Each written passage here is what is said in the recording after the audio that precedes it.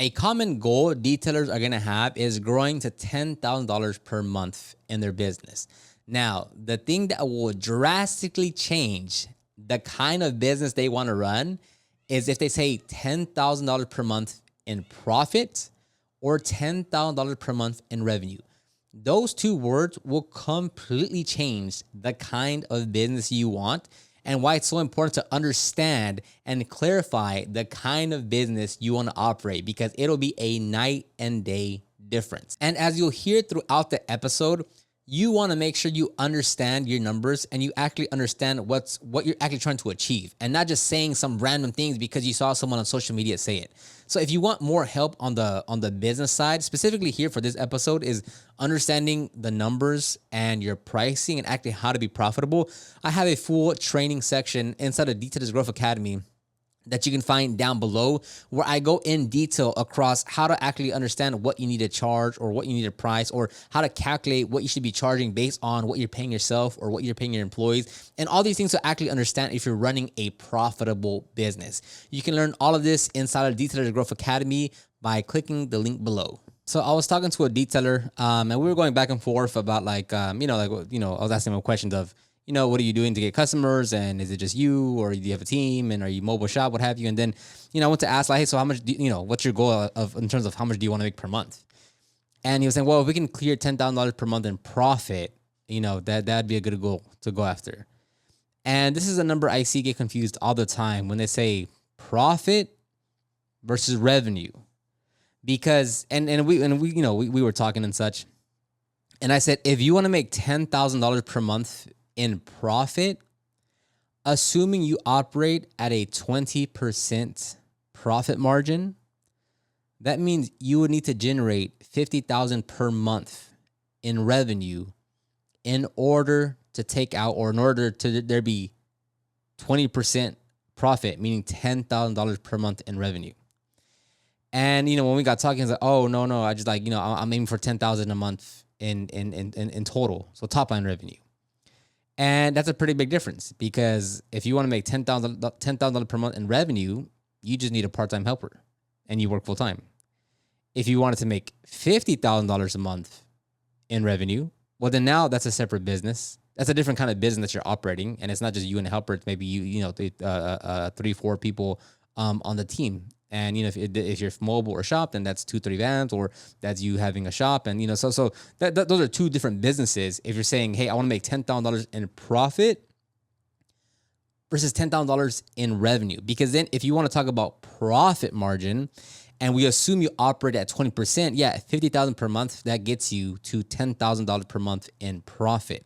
But that's assuming you operate at a 20% profit margin. If you're operating, let's say, even at a 15% profit margin, now on a $50,000 per month $50,000 per month in revenue, but at a 15% profit margin, now you're only bringing home $7,500 per month. And again, if it keeps on, if the margin keeps on going lower and lower, at $50,000 at a 10% profit margin, that's $5,000 per month in profit. So just saying just saying a number in itself doesn't paint the whole picture in terms of what is it exactly that you're trying to achieve, or what you want to do. Because again, I see this get confused all the time of, oh, hey, last year we made $100,000 in profit.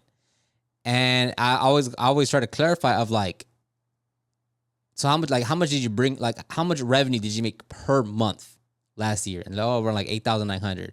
It's okay. So in top line revenue, you made $100,000, but what was your profit margin? So let's say, you made $100,000 last year, and you have a 20% profit margin, right? So easy math, that'd be $20,000 in profit, right? And even with that, a lot of times, people miscalculate what profit is. If you have if you have a team and you have multiple vans and such, and you're we operate at an 80% profit margin. No, you don't.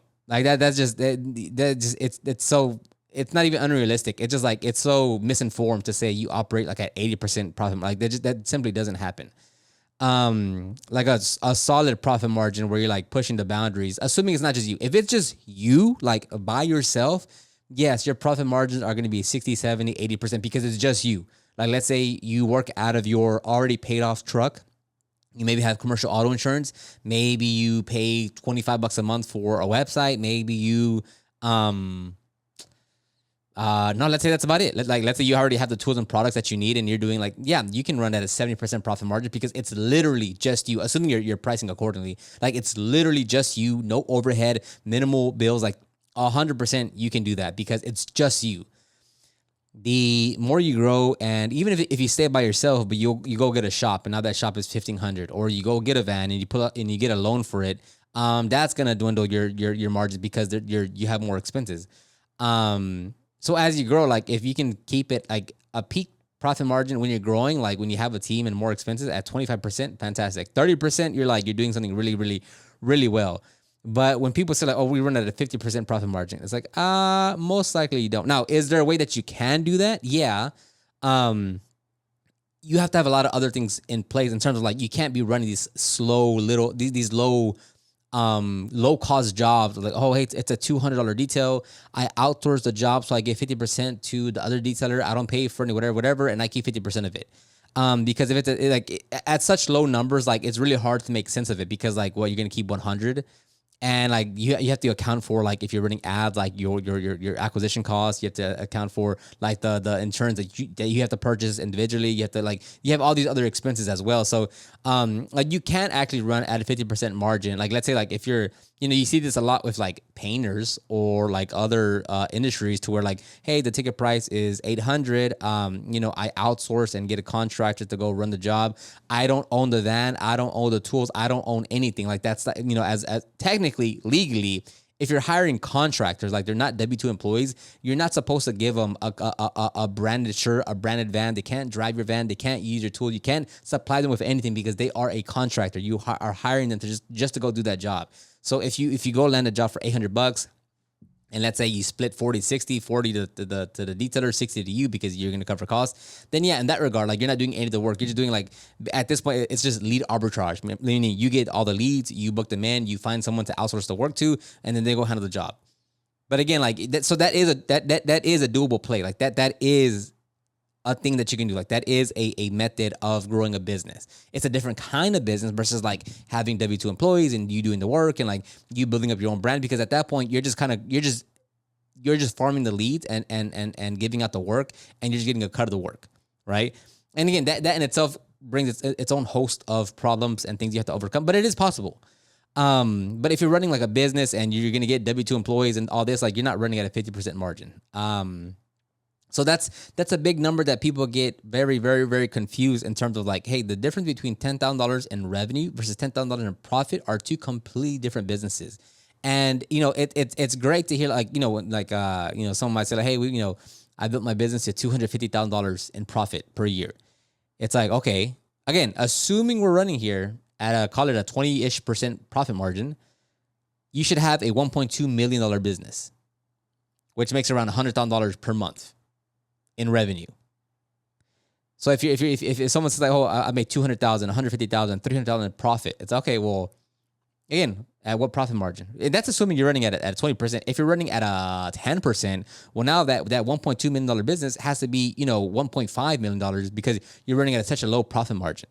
So, simply stating, hey, I want bigger revenue isn't really a goal. I mean, don't get me wrong. Like, you have to set up your business in a manner to hit that number, right? Like, personally, you have to be able to grow into that number. You have to have the right marketing play. You have to have the right, hiring system. You have to have the right onboarding. You have to have the right culture. You have to have you have to have a ton of things in place in order to hit any bigger number, right? Like if you are making $8,000 a month, that's a completely different business than when you're making $65,000 a month, right? Because you're actually hiring people, and you actually have instead of having 3 customers a week, you have 5 customers a day, and there's just a lot more that goes into it. So there is like actual you can't hit a higher number without doing everything that you need to do to hit a higher number.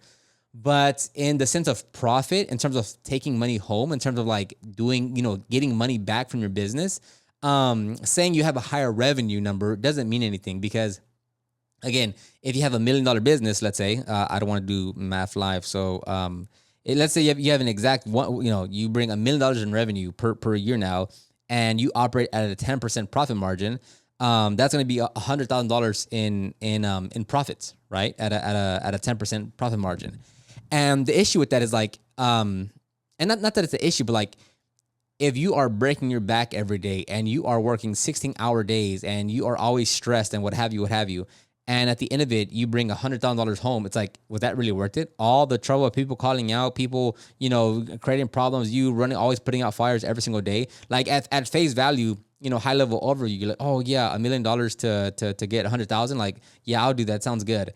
But like the amount of, again, you can't grow to $1 million without bringing what you need to get to $1 million. So, the amount of ad spend that you're spending per month on ads in Meta or Google Ads, the amount of customers that you're dealing with per month, the amount of hiring that you have to do, your turnovers, the lack of quality control, the customer complaints, like, is that all worth it to just get $100,000 in profit, right? You might say it is, but like oftentimes it's not, because if you ran a more streamlined business, if you had a GM in place, if you had more systems in place, and you were able to run it at a 20% margin, well, now you literally, obviously, you've doubled your profits. Instead of just bringing home 100,000, you're bringing 200,000 home, right? And this is assuming, right, that you don't have a lot of material costs. Like, for instance, if you're in PPF or Windleton, $1 million, you're gonna have quite a bit of, especially for PPF. Well, it depends, but for PPF, like, if you're doing heavy PPF, you can have a lot of material costs, because, like, let's say you sell a $10,000 full PPF job, let's say, as an example. But let's just call it 8,000. How about that? Let's say $8,000 of a full PPF job, and then let's say whatever number, let's say 2,500 of that is material costs. Now, unless you're marking up material, you're left over with 5,500 in labor cost, right? And that's the actual part where we make money. We don't make money off of purchasing material unless you're going to mark it up. We make money solely off of the labor revenue of what we do when we're actually working on a customer's vehicle. So, if out of, like, let's say, $1 million business, let's say 25% of that is going to be material costs, let's say, then realistically, assuming you're not marking up material, then what you really have to work with is your actual labor revenue is $750,000. And if you operate that at a 20% profit margin, you're at $150,000. Right. So these are the things you have to take into account when it comes to, like, trying to determine, like, what I'm going to make or what I want to do, or, what I'm going to set out to do. Because just saying, I want to make $100,000 in profit, like, without giving the full context, you mean revenue? Oh, so you just need to make $8,300 a month, totally different business, like completely different business. So don't just look at a number and be like, oh, that's a good number that I want to hit, or like, oh, that sounds good, because, like, you can hit the number. Like, at the end of the day, the most important part of everything is going to be your profit. And it sounds a little capitalistic or a little too, like, crazy, but at the end of it, the reason why you quit your job, or you want to quit your job, or the reason why you're spending this time after hours to learn how to detail or learn how to market or learn how to sell or creating your website or doing all these things is because you need to have profit in your business so you can pull it out of the business, right? You need the profit. Oh, sorry about that. You need the profit to go and to pay for whatever you want to do. If you want profit to reach, that next phase in your business, you need profit. If you want to pay your employees more, you need profit. If you want to go and invest in some training, you need a profit. If you want to go and get a new shop or get a new van or get whatever, you need profit for that. So at the end of the day, like, if you hit $1 million in revenue, but you have little profit left over, at the end of it, it doesn't mean anything because you can't do anything with it. Like, yes, you hit 1.2 million and you operate it at an 8% profit margin. There's not much to do there. You're doing all this work, doing all these things to bring 8% home. Versus if you had a better system in place, you're doing all these things and you read it at a 25% margin. Well, now you actually have a lot more to play with. And, like, even if you look at that number right there and you say, let's say you grow your business to 500,000 and you're like, oh, I want $1 million. I want $1 million. I want to be $1 million business, which, like, that in itself is, like, again, saying you have $1 million business doesn't mean anything. That's why you never ever hear me say that's the goal we want to hit, because that's like a vanity metric to hit. Like, oh, I want to hit $1 million in revenue. It's good to say for social media. It's good to say just to kind of, feel good about yourself and to fuel your ego. But just to say you hit $1 million means nothing, Because if you grow your business to 500,000, and you just are rocking it, like you are like, man, I got everything in line, and you operate it at a let's call it 28% profit margin, that's $140,000 in profit for the business. And again, that's 140. And then if you go and you run, let's say, a $1.2 million business, and you're so focused on growth and you want to go buy van and hire people and get a shop and do this and add more expenses, and you're not tracking stuff, and let's marketing and throw more this, throw more there, and let's do all these other things, and you're not really tracking things, and you operate at a 8% profit margin, well, now you're bringing $96,000 home, right? And even if you want to up it up to, let's say, 12%, that's 144,000. So even if you're at 12% at 1.2 million, you're only bringing $4,000 more than someone that's running a $500,000 business per year. So a much smaller size business in terms of revenue can double or triple the amount of profit that they bring home compared to a 1.2, 1 million, $1.3 million business that doesn't have systems, that doesn't understand their pricing, that doesn't have profit. Because why? Because the revenue number in itself doesn't mean much. Like, I mean, and this is just a common thing across like all business. Like, I want $1 million business. If you really look at the numbers and see what you want to do, like, what is it that's going to help you achieve your goals in terms of like your personal life, right? Like, yes, of course, like the business is your because, like it's your business. So it's very personal. But I mean, off business, right? Like, what house do you want, or what do you need to take care of your family? And if you look at the numbers, you're like, yes, it sounds cool, and it boosts your ego to say, I have $1 million business. But if you can generate 500,000 per year and take out 100,000, and let's say you have a GM in place and you never have to show up or let's say, you have to show up to your business 15 hours a week, and you don't D20 cars, but like that lifestyle, I can guarantee you, will fit 99% of everyone that has a business if they had that kind of setup. But so many of us, because we look at social media and we look at all these people on Instagram and social media, and we're growing to $1 million and we're doing this, you get so lost in the weeds. It's like that Wolf of Wall Street. It's a Fugazi. You know what a Fugazi is? Fugazi. Yeah, Fugazi. It's like we get so caught up in that and looking at these numbers and hearing all these people and listening to all these podcasts and doing all these things, and we have no context of what they do or what they're actually running or what their profit margin is. We just see this one person talking on screen, and we say, oh man, I want to be like that, without having full context of what they're actually doing. So like a lot of times, like when someone like, I talk to someone like, I want to grow $1 million business. It's like, really? And I'll ask like, why do you want to do that? Well, because I want to grow and I want to help other people. Well, how are you going to do that? Well, because I want to hire and create a great work culture. And like, they don't ever mention the word, profit. And I need to have money to afford all of this. And again, we get so caught up on this number of like, well, run ads and hire people. And like, again, we don't look at what actually matters here. It's like, hey, how much profit do you have in the business? If you want to pay your team more and give them more comfortable living, you need more profit. If you want new vans for everyone, you need more profit. You want to go open a new location, you need more profit. You want health insurance and 401ks for everyone, you need more profit. You want to increase your salary, you need more profit. Everything you do in your business is going to revolve around profit. But if we get so stuck on the number of like, I want to go from 20,000 to 40,000 a month. How's your profit? Abysmal, shot in the dark, nothing there. And then it becomes harder to have a bank account with money in it. It becomes harder to make payroll. It becomes harder to pay yourself. It becomes harder to get all these things because there's no profit in your business, and profit is what fuels the growth and everything. And on top of that, like because profit is super important, and like it's what fuels growth, right? Like you won't have money to pay your team, to pay yourself more, to pay your team more, to do all these things without profit. But like another thing that can kill your business is cash flow as well, right? So like technically, like you can have, let's say, so cash flow is just the money coming in and coming out. And this should not be an issue. Like this should literally not be an issue with 100% of detail. Let's say 99%. Like if we go to like the lawn care or these other trades in home service, sometimes they'll do the work and then they'll get paid by check, or they'll mail it in, or they have to go pick up the check, or they're going to get paid cash and they have to go get it. And instead of getting paid that same day, they'll get paid 3 days from now, 18 days from now, 35 days from now, 65 days from now. And that's what will kill your cash flow. Because now let's say you've produced, let's say $10,000 of work as an example. I'm just giving you an example of like another way, something else that's hyper important to the growth of your business and the health of your business. Profit is obviously one of them, but the second part of that is also cash flow.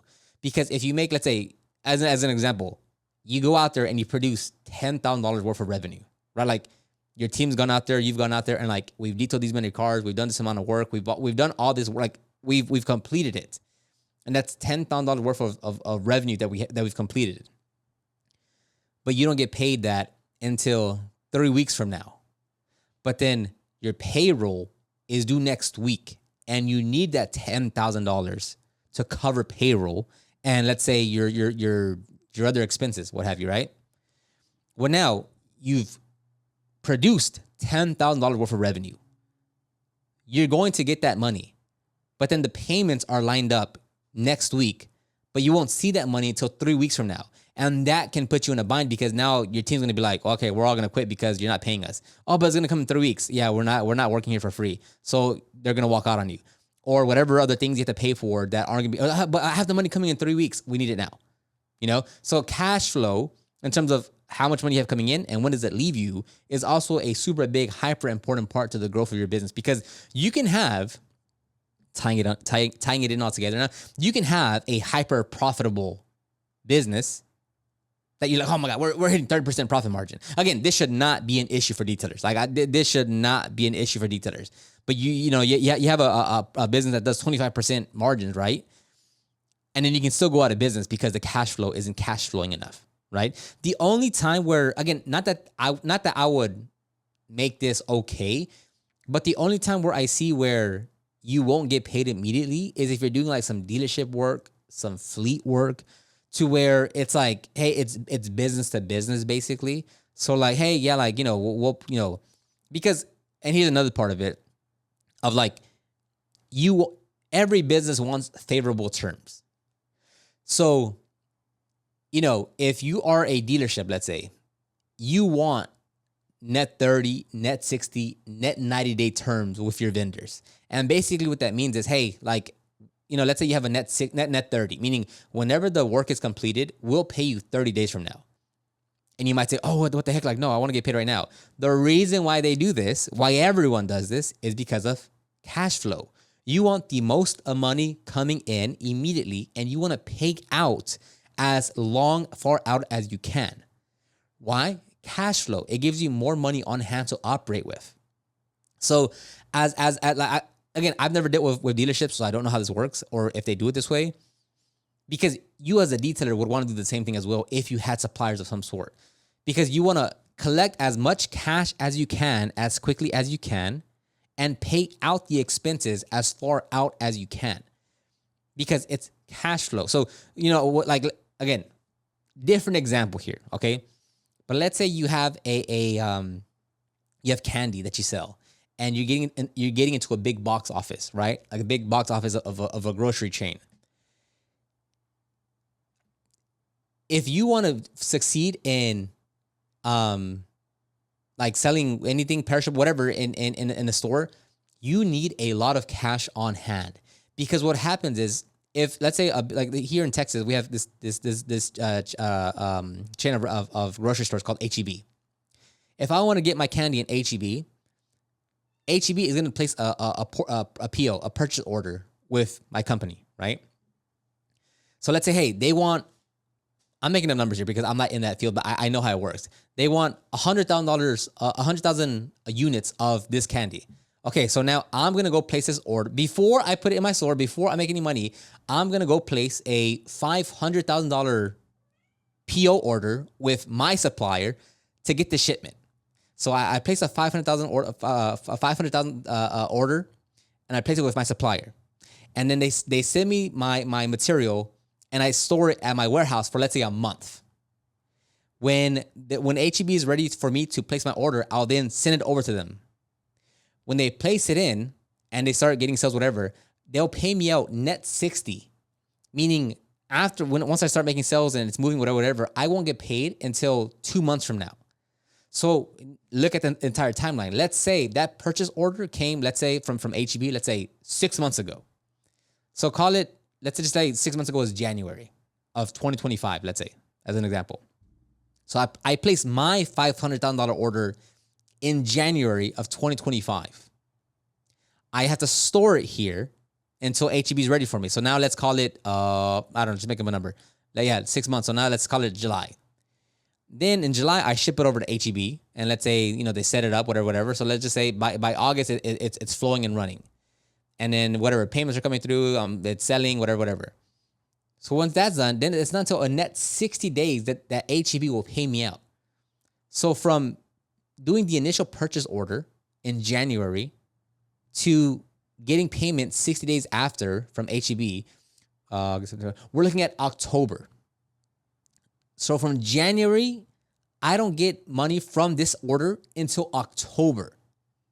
So this is so in this regard with e-commerce or with retail, cash flow is like everything, because you have to be able to withstand those long drawn out moments of negative cash flow, because you place the order from your supplier, you're paying your employees to move it around and host it, you're paying for the warehouse space to hold it in your shop, you're going to send it over to HEB and they're going to hold it, and they're going to be net 60, net 90, net 30, what have you.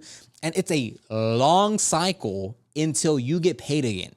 And guess what happens? When you get paid, hey, fantastic, it did so well, you guys did let's double the order again. And now you repeat that whole process again. So with that one, that's why cash flow is so important. And that's why I say, like with detailers, 99% of detailers should not be waiting on payment.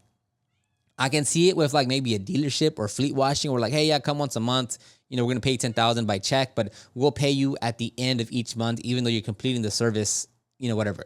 Not that I would agree with that. I'd be like, yo, like I'll bill you at the beginning of the month and then we'll go out and do it. So I'm not saying it's okay, or like, oh yeah, it's okay if, if you're doing a dealership or fleet work to get paid, net 30. I'm also not saying that. I'm just saying if there was a time for that to happen, I can see it being business to business, because business to consumer, no, like if you can, ideally, you would always want to, you'd want them to pay in full before the job's done, because you want to collect that cash flow, right? But for the most part, even for us, like all the jobs that we do, like we get payment when we turn the vehicle, right? Like there shouldn't be like, oh, just pay me later. No, like you have to pay right now, because one, it calls for that, right? Like, I came to get the AC fix over here. Like I'm gonna pay when they finish it, because like, yeah, like why am I gonna wait anything more than right here, right now, once I've completed the work to get payment, So again, that should really not be an issue with detailers. And if it is, fix that immediately and start getting paid exactly when you're done with the job. I'll end it right there. Hopefully, I clarified some things between revenue and profit and how that can dramatically shift how you're going to grow the business depending on if you're saying one or the other. I'll talk to you guys on the next one.